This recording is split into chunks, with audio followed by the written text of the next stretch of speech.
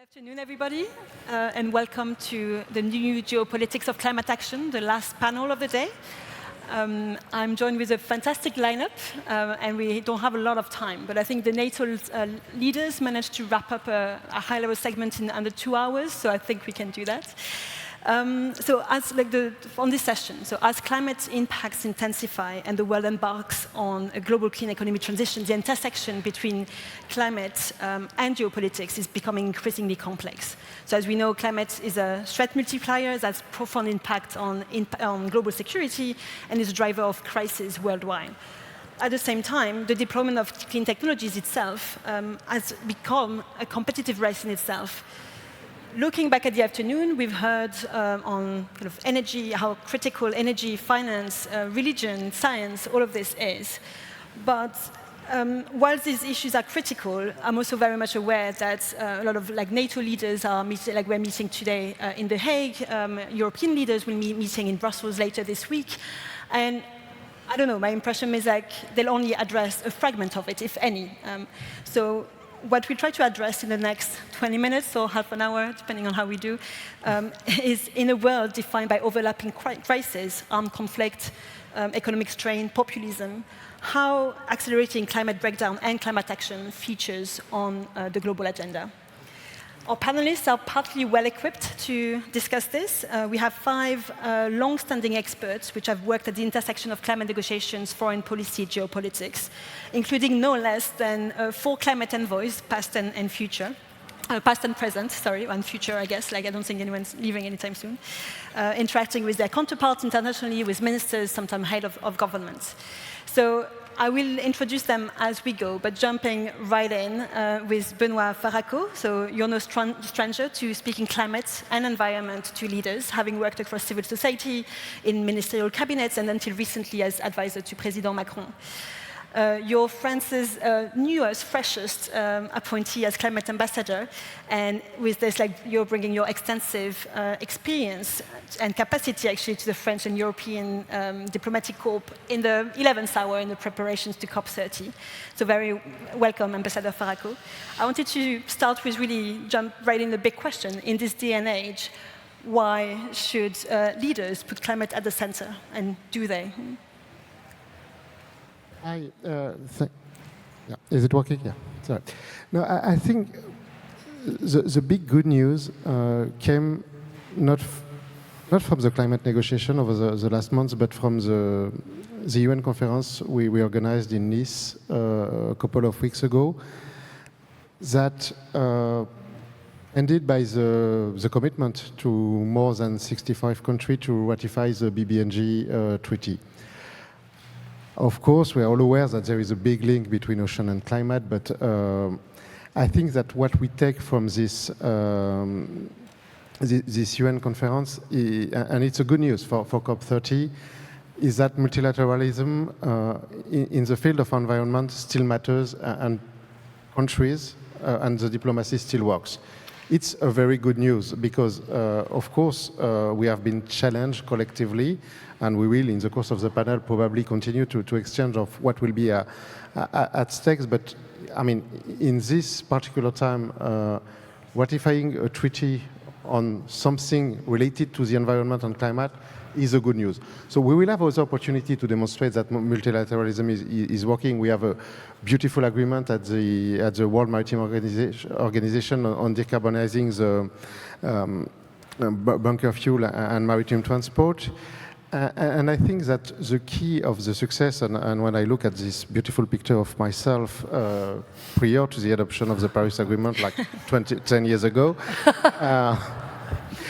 I think that the big difference, at least in Europe, but I still believe it's true in most of the G20 countries, is that right now business is on our side. I mean, for many business, of course you will find some CEOs that will question the science and so on. But at the end of the day, when you discuss with business and you engage with business, it matters and it will put a positive pressure on us. And that's, for me, the big reason of hope in this very, very dark time. It's very good to hear, and I think this echoes a lot of the session on the politics we had earlier. I now turn to Zoji, President and CEO of the Energy Foundation China, with over 2 decades of leadership in climate policy, clean energy, and sustainable development. As senior staff in China's National Center for Climate Change Strategy, you played a key role in China's climate negotiations leading up to the Paris Agreement. So thanks a lot for joining us. I wanted to ask you, I think following up from what Benoit was saying, like, so why, in a way, like, why does multilateralism matter, and does it matter to China? Sure. The answer is very simple because every individual emission action can make an impact on the rest of the world. So one emission in China might make impact on Africa. So this is what the science told us. And besides, we live in the era of globalization, no matter you like it or dislike it. I mean, technology, knowledge, information, they flow across continents, countries, and that means we have to work together. And finally, I would also say why it matters for China. So one fact is today, among around 200 countries, 140 countries, they serve as the top trade partner for China.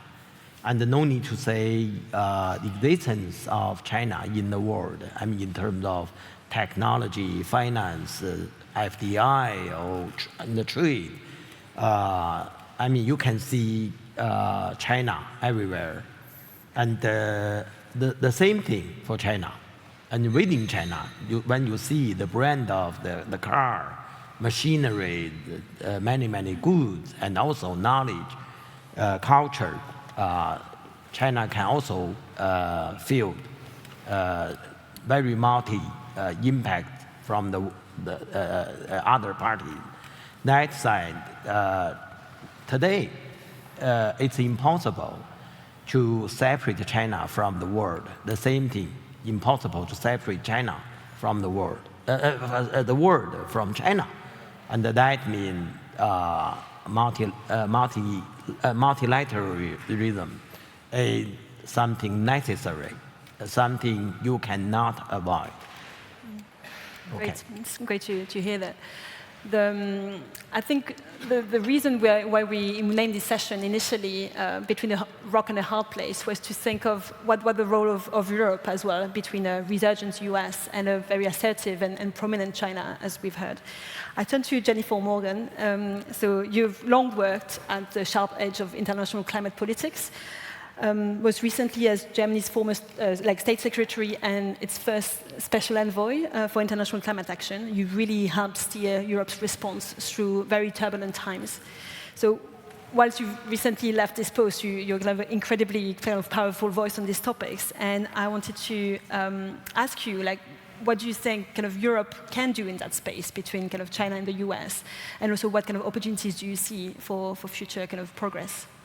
I think Europe can and must do a great amount. I think if we look at the context in which we're working, I mean, we're talking about climate, but much of everything that Europe stands for right now is at risk and is being attacked, whether it be human rights, whether it be open markets, whether it be rights of indigenous peoples, whether it be climate action. And so I think it's so having an approach that is working from Europe's self-interest, but also, and this is one of my lessons from my time as State Secretary and Special Envoy, how Europe works.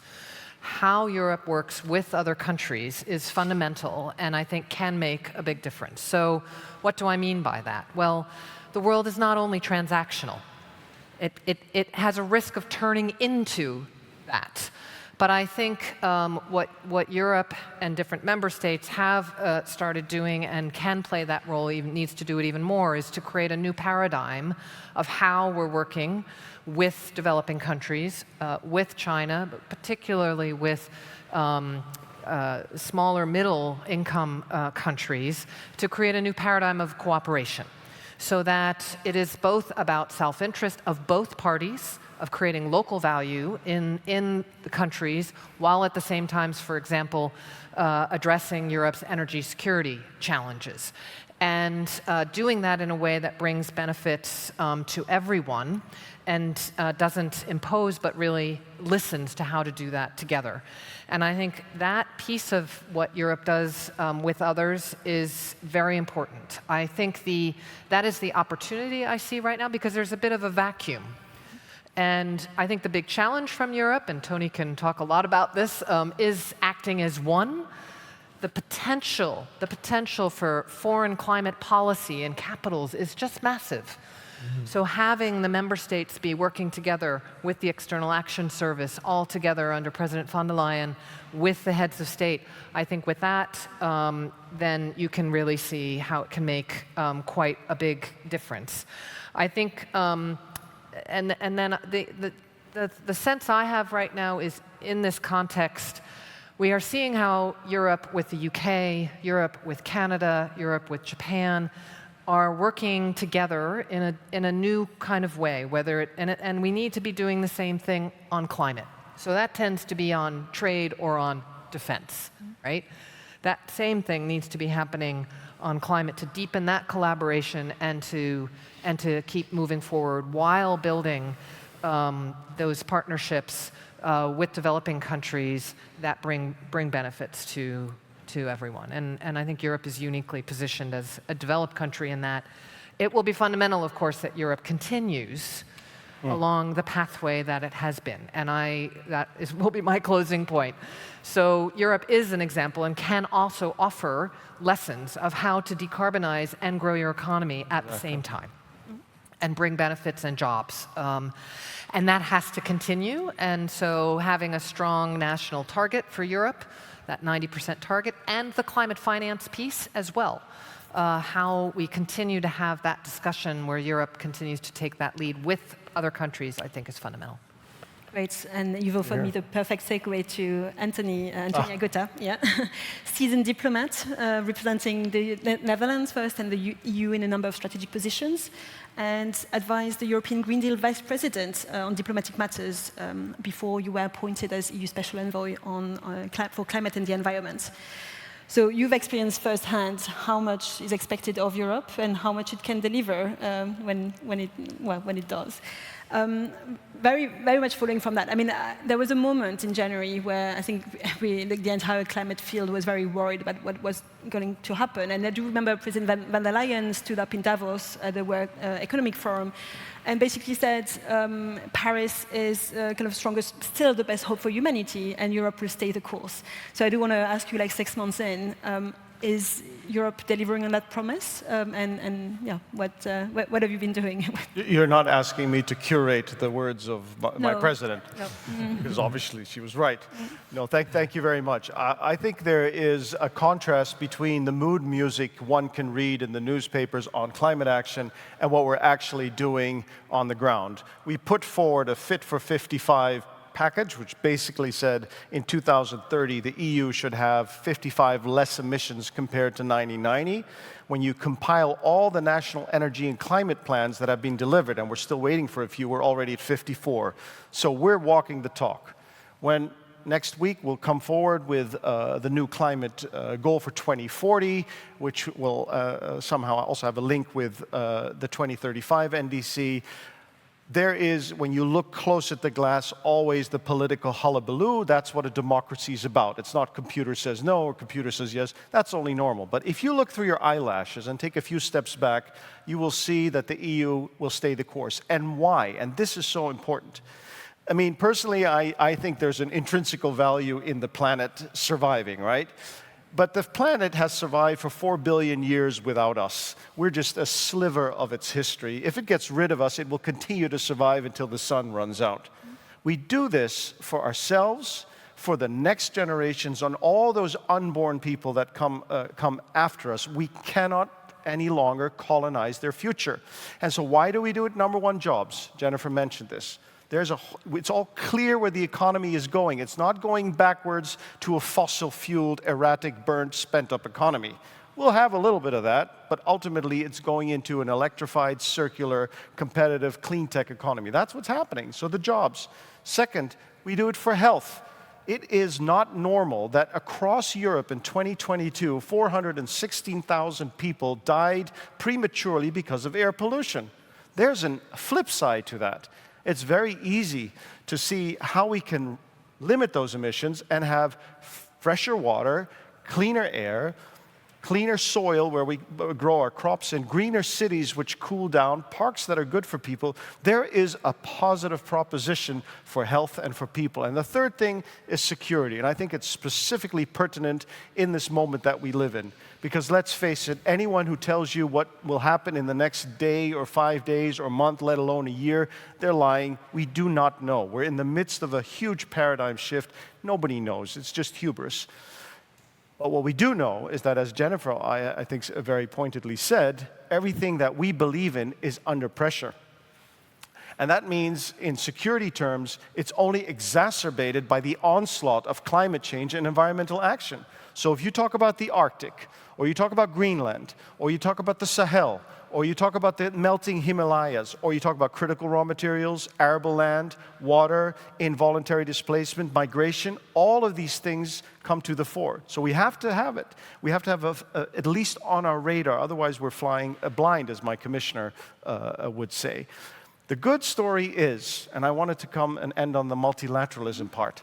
In 2015, when Paris was signed, the world was hurtling towards a dystopian future of 4 degrees Celsius by the end of the century. 4 degrees Celsius, that's an average, which means in some parts of the world it would be higher. That is terrible. In 2025, if you add everything up, all the commitments, what we're doing, we're at 2.7, which means we dialed back the needle. It can be done. With all that is going on in the world came together to do it. It's not enough. We need to move faster, but we can do that. And ozone layer, that was solved. Acid rain, that was solved. So the message is, we have the technology, we have the skills, the brains. There's even money if we manage to get the subsidies out where they should not belong into where they do belong. It can be done. And no step, because it's not just about leaders, no step is too small. Nobody has to eat grass or live in cold caves. If we have little choices in our life and everyone does something, we can do this. It's a positive proposition. It's a great cause. Okay, we're all in this together. Great. And is this the first impromptu applause? I don't know. It's like, well done anyway. Well, last but definitely not least, so Ole Tonke, you've been working at the intersection of development, diplomacy, climate action, and as Denmark's Undersecretary for Development Policy, and now also its climate envoy, you're focused on turning solidarity and strategic interest into cooperation. I've also noticed you've had kind of experience in like 3 continents besides Europe. So I did want to ask you how, like in a way, like the EU is reshaping its partnerships, like for resources, especially in a context where action at home matters, kind of the leader, like multilateral conversation matters, but in a way like how the EU navigates this turn and kind of creates meaningful relationship, I think will be critical for what's to come. So, Ole. Yeah, no, clearly. I mean, I think building a bit on what Tony was saying, that's what we actually have in Europe, but we need to bring that out to the world.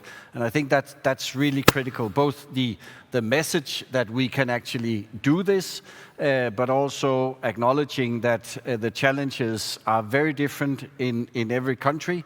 And of course, we can't say just do like us in Europe, because they will have to do differently in South America, or they will have to do differently in Africa or in Asia. But there are opportunities everywhere, and I think that's really changing. So we'll stay the course on the political messages, on the finance.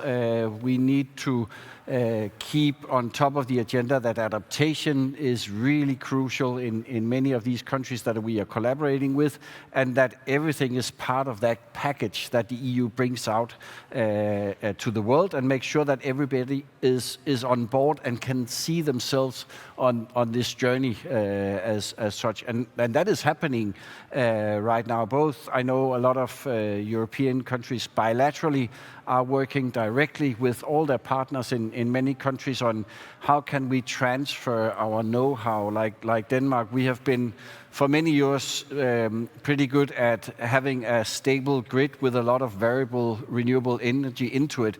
We are taking that know-how out to any country who are interested, basically, and say, this is how we do, how can that be adapted here, or etc. And now it's actually us learning a lot from other countries on how they're doing. So that's just an example of what we do, but we have to do it on a much bigger scale, on a European scale. And I think that's coming, and there's a growing recognition that Global Gateway, for instance, is also a climate tool at a global level, and we need to get that out and working.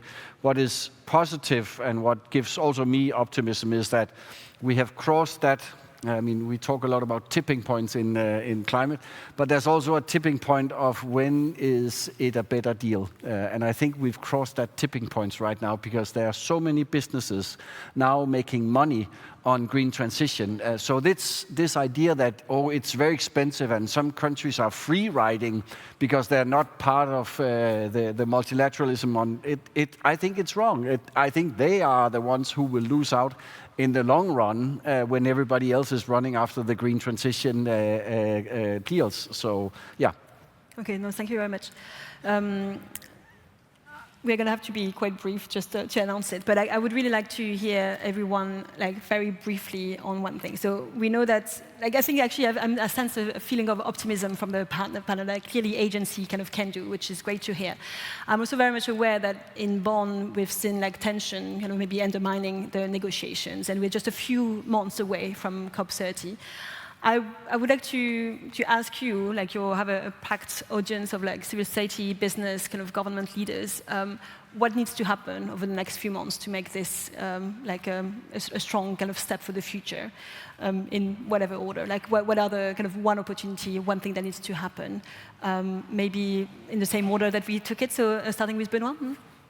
Yeah, I will not start with a message of optimism, but something that needs to be done by COP30 is protecting science. And I think Europe is a safe house for science and scientists.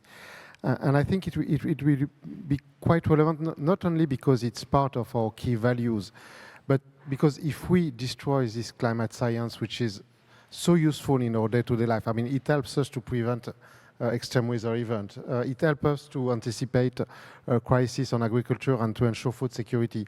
Science is also helping us, in a way, connected to technology in developing this new economy. And I think Europe is an harbor for science, and we need probably collectively, and I think that it's also one of the deep wish of the Brazilian presidency to combat disinformation.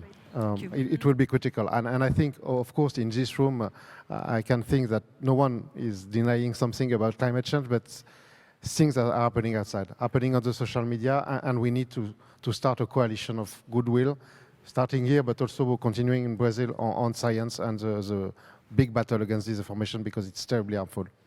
Thank you. Turn back to Suchi, maybe 1 or 2 sentences, if you may. My sentence would be, let's work together. I mean, for civil society, for intergovernmental collaboration, the good news is recently French environmental minister and also UK Minister Miliband, they visited to Beijing in the past months, and last week environmental minister Minister Huang Runqiu also visited to London, Brussels, and Paris. So this is a very good momentum. And now let's work together to prepare a productive and a successful COP30. Thank you. So science, EU, China, well, not EU, UK, China.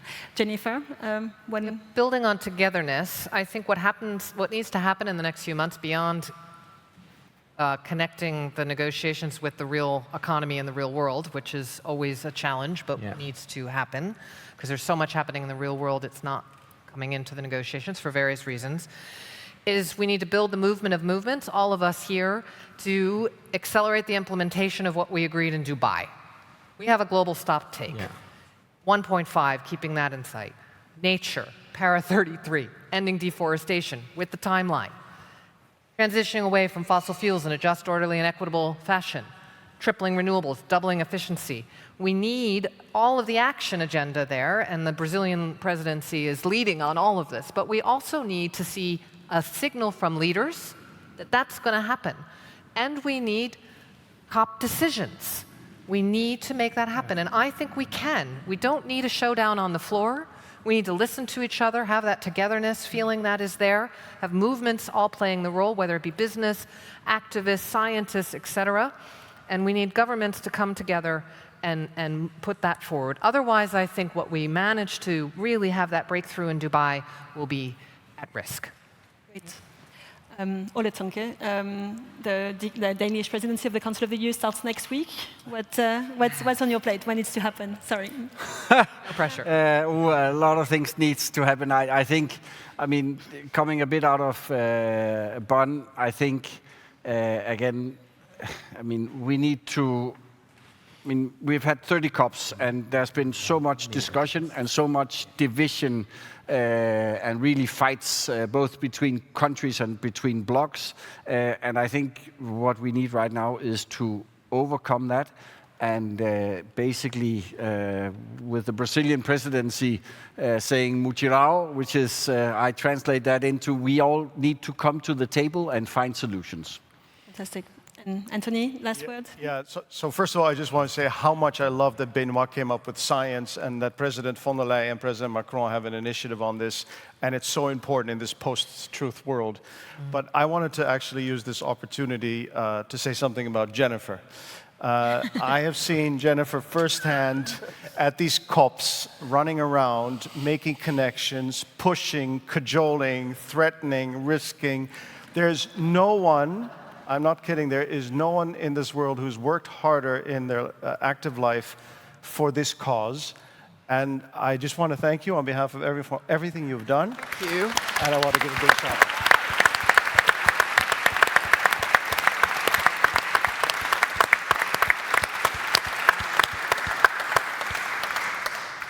Great. No, I think that's a very good note to end up on. So thank you, Jennifer, but thank you as well, all the other panelists, for your insights and your positive attitude, I must say, on a kind of not the easiest of times. But thank you so much. Thank you. Okay.